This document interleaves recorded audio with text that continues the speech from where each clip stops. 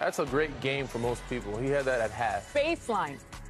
Crazy. All right, so we go to the third quarter. And here we go. Other guy starts again to rotate. Julian Strawther. Nice three. He had 25 points on the night. Did he call glass? I don't know. Nah, I'm not believing it. All right, we go to the fourth. Little turnover here from David Roddy. Ooh. Okay. Bruce Brown. Bruce Brown with the finish? I know you still do that. Nuggets win 128 to 118. So here's how the West bracket shakes out, with the Nuggets taking the 3 seed with that win. That sets up a potential West semi-showdown between Denver and San Antonio. The Spurs could have avoided that with a win on Sunday.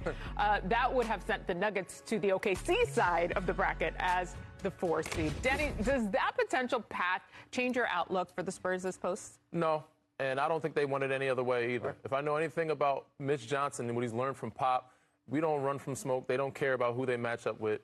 And if you want to be the best team, you have to beat the best. And if they have to go through Denver, so be it. And I think that for them, they're thinking that this is the best matchup or the best pathway to prepare us for the next round. Right. You know, you play, we don't know who the 7th seed is going to be, but playing Denver in the second round is going to prepare you for an Oklahoma City Thunder type of tean, which then will prepare you for whoever comes out the East. So I don't think they want it any differently. You know, down in H-Town, Texas, in 409, Beaumont, Texas, we had this saying, bar none, fade all. Okay.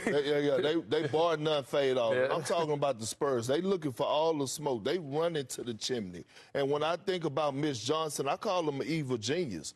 Yeah, he walk up and down that sideline, and he may have, like, you know, that nonchalant face, but he really about that action. And when you think about their leader in WEMBY, WEMBY wants all the tough stuff. He wants to go through the best of the best. He wants to be great. In order to be great, you got to beat greats. Everybody want an easy path. Winning the championship is hard. If that was the case, every single person, former player that played the game would have a ring. But when you think about what they've done, and I know Denver, if they match up, I know obviously if they match up in the semifinals, which we all believe that they will, we definitely don't want to overlook anyone.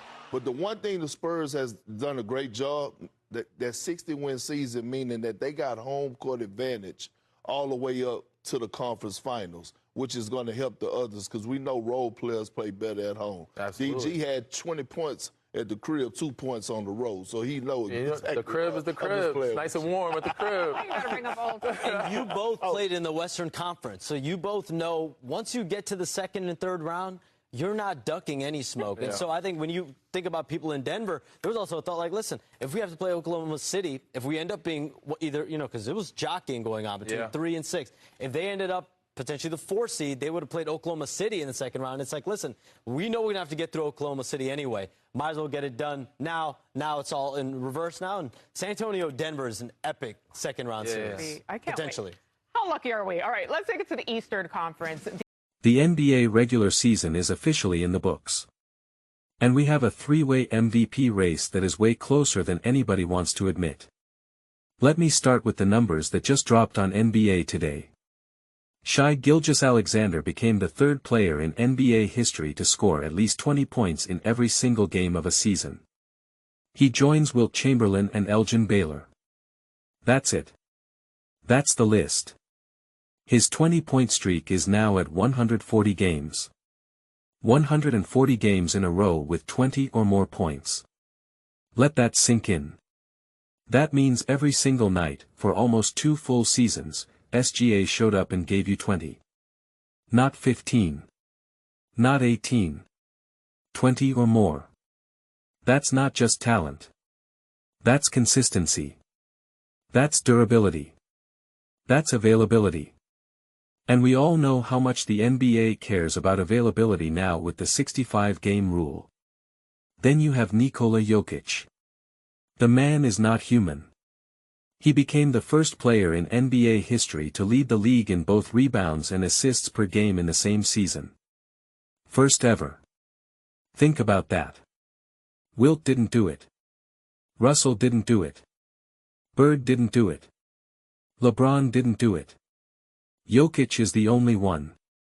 On top of that, he joins Russell Westbrook as the only players with back-to-back triple-double seasons. The man is averaging a triple-double like it's nothing. He makes 30-15-12 look like a casual Tuesday. And the craziest part? Nobody is surprised anymore. That's how good he is. And then there's Victor Wembanyama. The alien. The 7'5" freak who is doing things we have never seen from a PLA.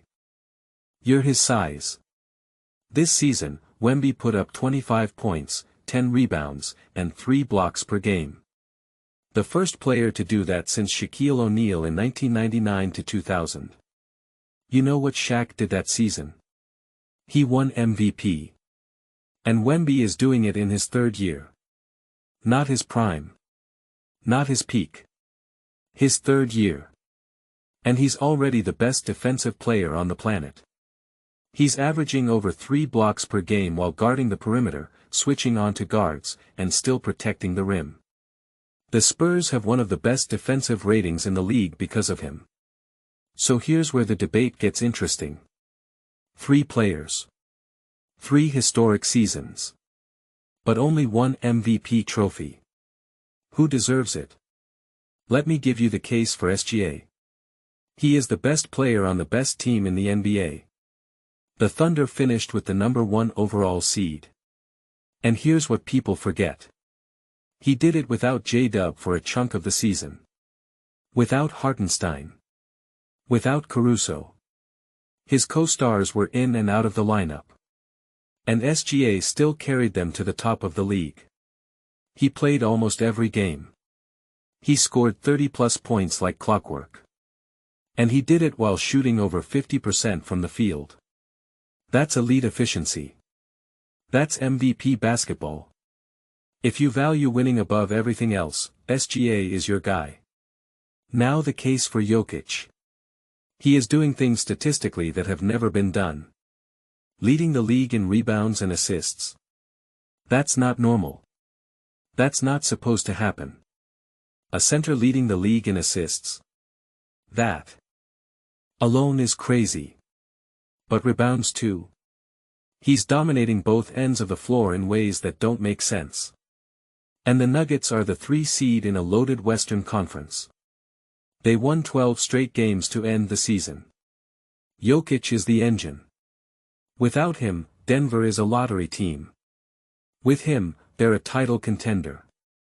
If you value individual brilliance and historic achievement, Jokic is your guy.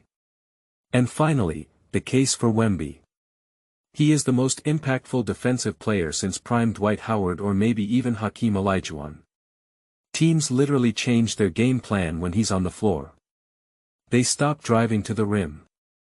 They settle for jump shots. He alters everything. And on offense, he's averaging 25 points as a 7'5" player who can shoot threes, put the ball on the floor, and post up. There is no comp for him. Kevin Durant is 6'11". Wemby is 7'5" with an 8-foot wingspan. He's a taller, longer, more defensive version of KD. And the Spurs won 60 games this season. 60. After missing the playoffs last year.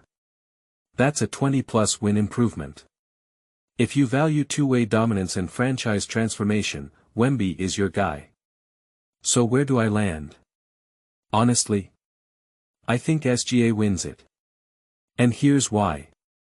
The MVP has always been about the best player on the best team. There are exceptions, but not many. Jokic won it as a 6 seed once, and people still argue about that. Voters are not going to give it to Wemby yet because they want to see him do it in the playoffs first. And Jokic has voter fatigue. He's won it twice. People want someone new. SGA has never won it. He's been waiting. He's been knocking on the door. And this year, he kicked it down. 140 straight games with 20 points. The 1 seed. The consistency. The availability. That's an MVP season. But here's my real question for you. And I want you to fight in the comments. Does Wemby deserve to be in the conversation at all? Or is it just SGA and Jokic? Because some people will say the Spurs are the 2 seed, not the 1 seed. And Wemby missed games. He didn't play 65. By the new rule, he's not even eligible if the league enforces it strictly. But the NBA is already making exceptions for Luka and Cade. So who knows? Let me ask you this. If you had to win one game tomorrow. One game. Everything on the line. Which of these three do you take? Do you take SGA and his guaranteed 30 points? Do you take Jokic and his triple-double machine ability to control every possession? Or do you take WEMBY and his game-changing defense that can shut down the entire paint? I'm taking Jokic. Because in one game, I want the smartest player on the floor. The one who has won a title. The one who has been there before. But that's just me. Here's another angle. The Thunder are the favorites to win the West. But are they really? Because the Spurs have beaten them 4 times this season. 4 times. And the Nuggets just won 12 straight. So if OKC has to go through Denver and San Antonio just to get to the finals, that's not an EAS. Why path? That's a nightmare. Perk said it on the show. The Spurs don't run from smoke. They run to the chimney. They want Denver. They want OKC. They want everybody. And with WEMBY playing like this, they might just beat everybody. So here's where I need you. Drop your takes in the comments. 1. Who wins MVP, SGA, Jokic, or WEMBY? 2. Is WEMBY already a top 5 player in the NBA? 3. Which Western Conference team is the real favorite, OKC, Denver, or San Antonio? 4. If you're the Thunder, who do you want to face less in the playoffs, Jokic or WEMBY? I'll read the best comments in the next video. Smash like if you think SGA deserves MVP. Hit subscribe if you believe in WEMBY and the Spurs. And comment your MVP pick right now. Let's go.